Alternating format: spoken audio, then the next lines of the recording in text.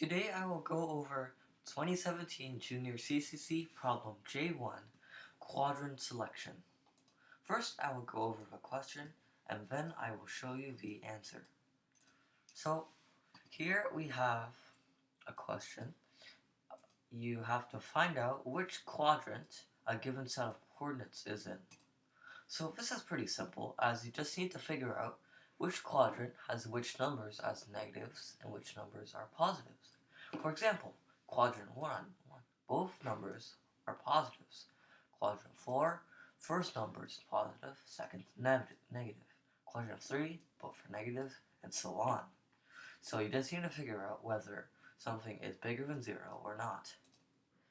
So here we have the input. You have x coordinates and the y coordinates, and the output, so a quadrant. In this case, both are positive, like here, so it's 1.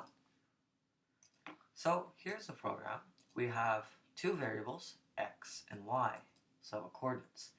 We then take the input, and here we have a block of code. So it's pretty simple. X is bigger than or equal 0. If it is, then it's a positive, because positives are bigger than 0. And y bigger or equal to 0 also means positive.